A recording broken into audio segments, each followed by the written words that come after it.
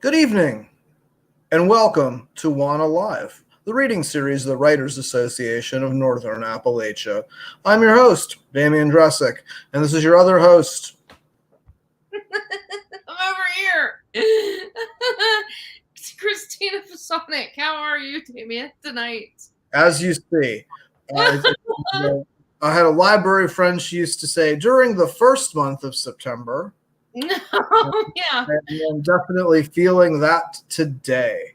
Yeah. But I'm looking forward to hearing some wonderful work this evening, and hopefully that will create a barrier between the rigors and knocks of the day and a more pleasant evening. Yes. Who do we got?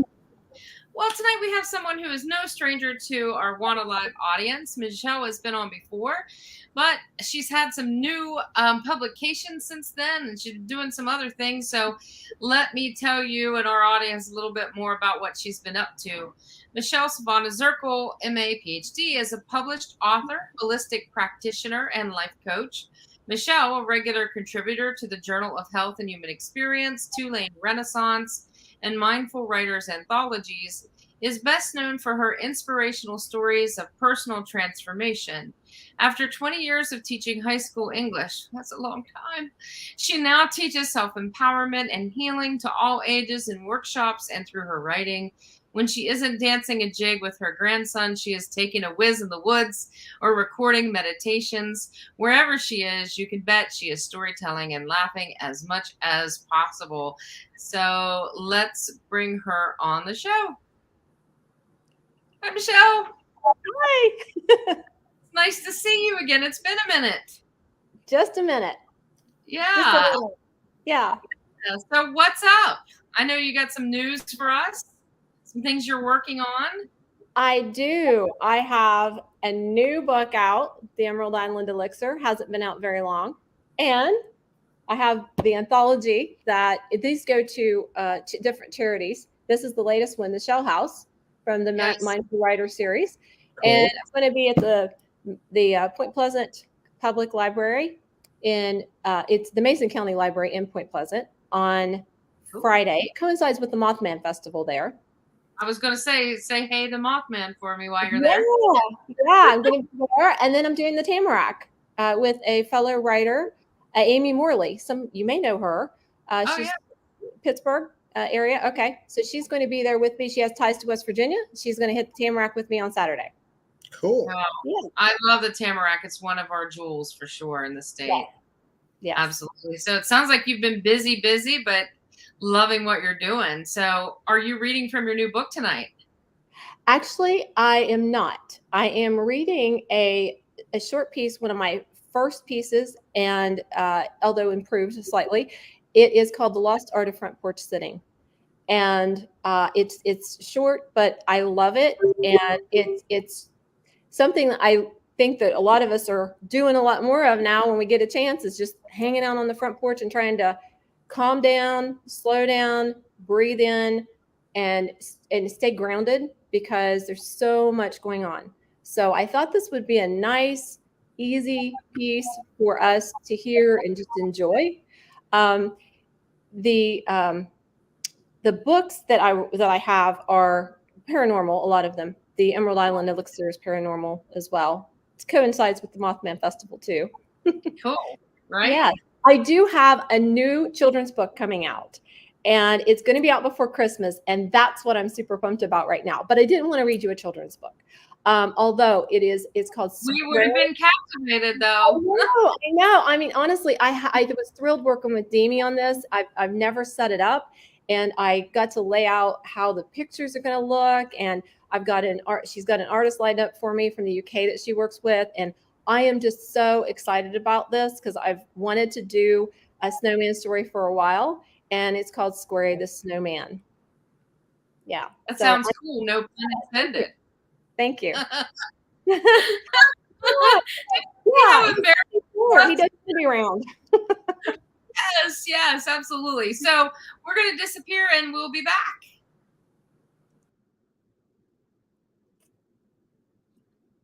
Okay, so this is called The Lost Art of Front Porch Sitting. I moved from my old-fashioned house with a wraparound porch to an upscale ranch style with a granite countertop and homeowner association fees. Jogging past the crepe myrtles gracing my neighbor's drive, I noticed the eloquent stone houses in my new neighborhood lack a certain charm, a charm even my grandmother's ordinary two-story oozed. I glanced along the tree-lined street towards the stoic houses and realized the porches are missing, amputated from their prominent place, and how much I missed the front porch on my old house. A stoop barely wide enough for one chair graces the front entrances of most of the houses here. Garages protrude where the once revered front porch would have stood, proudly providing a respite from the sun for the cantankerous old man who just finished mowing the lawn, or for the ponytailed chick with the sweaty toddler on her hip. Two folding chairs sit empty inside the open garage I'm passing. I imagine the dignified owners of such a mansion nestled into the camping chairs by the trash cans, swatting at flies and discussing their recent trip to Ireland while absorbing the shade not available on their missing front porch. I jog on, remembering Grandma, perched on her banister, her hands swiping sweaty curls that were stuck to my sister's head, like the popsicle drops running off my chin and splashing orange onto the concrete step. The news lady would honk by, and Grandma would say, "Don't wave, we'll be in the next edition of the paper for Yard of the Month," or some other nonsense. Then a breeze would rustle the pages of the comic strip draped over Grandpa's plaid polyester pants and wake him up. Above the clinking wind chimes, Bobby's mom could be heard yelling for him as he clacked past on his bike over the rough sidewalk. Mulhapper's chickens were loose and clucking through our yard again. Across the street, Old Man Baker revved the engine on his car that needed repaired more often than my grandmother cooked rhubarb pie. The block was our world. The porch, our connection to it, in real time. No cables or modems needed. Just open space, with plenty of chatter from baby babbles and little girl giggles to late nights with friends and congratulations for wins.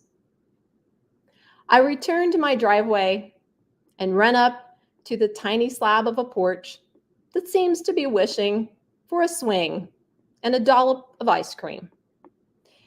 If it were a work day, I could almost excuse the bare concrete, but the empty Sunday scene beckons reflection.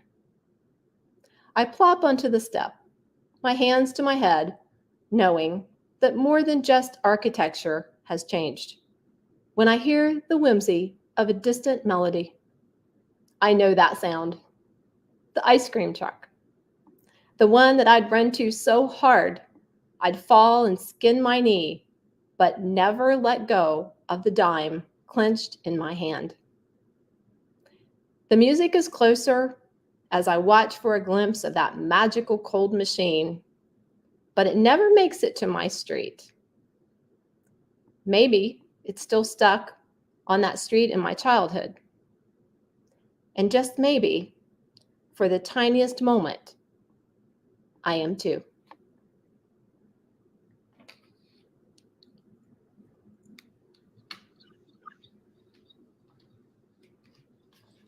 Damien, you're muted.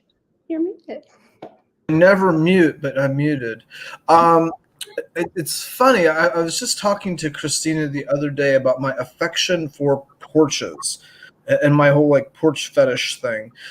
So I was wonderful to hear your sort of meditation on porch sitting and sort of almost wonderful. I love that you say that more than the architecture has changed. I thought that was a really perspicacious insight into like why is this like this and what exactly is going on. So very cool stuff. Thank you.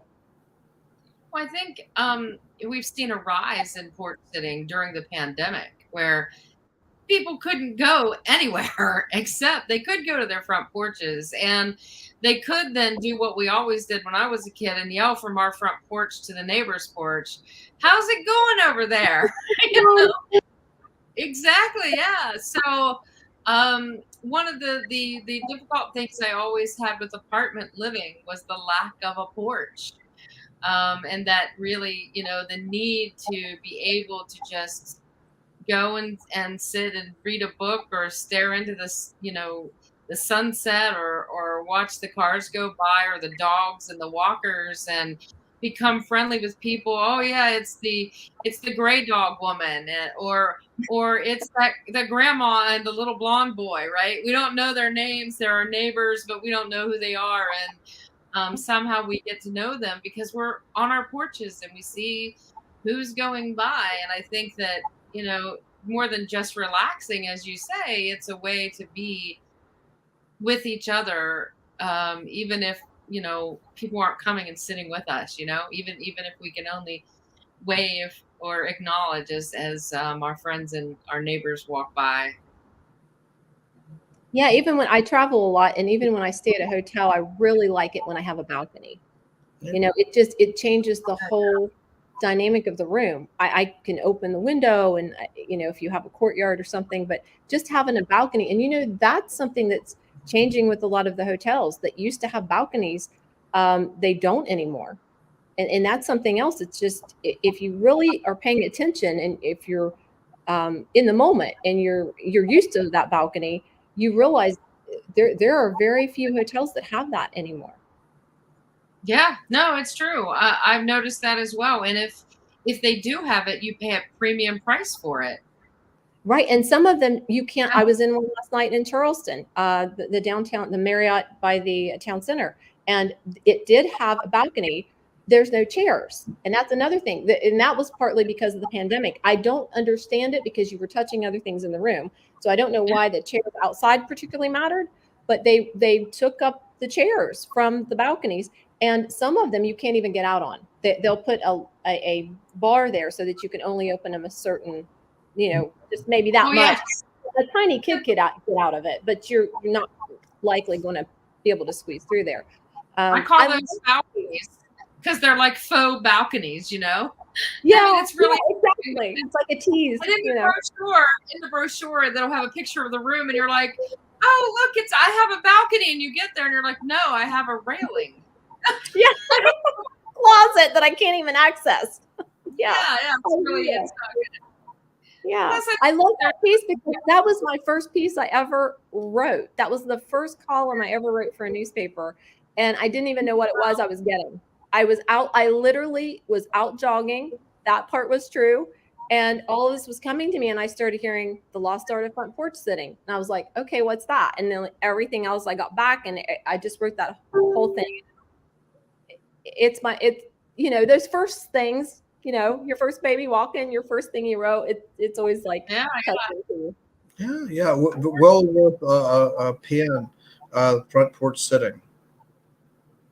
And you got some friends over here saying, "Hey, Frances Vandergrift." Yeah, yes. She is wonderful to encourage me on my writing. Awesome. We all need that. And our regular viewer of the show, Rusty Barnes, says, I love my enclosed porch, but I wish it were open to be friendlier to folks. Thank you. And I think, as much as I always think, I'd like to enclose my front porch so it could be an all seasons porch, I also think, well, then I couldn't, really interact with people as they're going by. And I think I'd miss that part of the porch sitting experience, Yeah, you have to, it's a way to interact with the neighborhood. Very cool, very cool. Thank you so much. Would you mind holding up your new book again? That says, I know this is something that you're excited about just coming out. No, absolutely. This is my personal. It's hard to angle it. Like, I'm like, oh. So this is gorgeous. Thank you. Yeah, there we go. It's set in Ireland. Man comes back as a woman healer, delivering his own baby. There's witches, warlocks, a lot of shape shifting, and a lot of metaphysical cool stuff. It's fantasy, my first fantasy that I wrote. All right, very cool. And you are going to be at the Mothman Festival on Friday. The Mothman Festival, actually, they set up on Friday night, but I'm going to be at the library, which is right across the street from where the festival takes place. And I'm going to be there on Friday at the library from 2 to 4. And you're going to be reading more super kind of stuff there.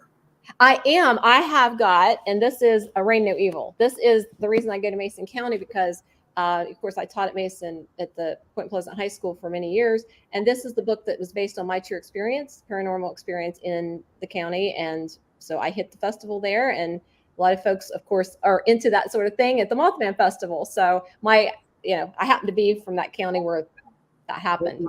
Super cool. So if you are heading down to the Mothman Festival, be sure and check out Michele Zirkle reading at the library. Is that at 8? And before you go, Michele, Two to four. have another comment. 2 to 4. All right. I can't say for sure who this might be, but Mike Zirkle said, hi, Pumpkin. Yeah. Wonder who that could be. Hi, Dad. Hi, Michelle's dad. Oh my gosh. Oh, did we ever sit on the porch? Oh my gosh. My porch was like the hub. I mean, it was honestly, and then it became a restaurant. I had to, my front porch, I basically had to go to a restaurant because I didn't have the front porch anymore.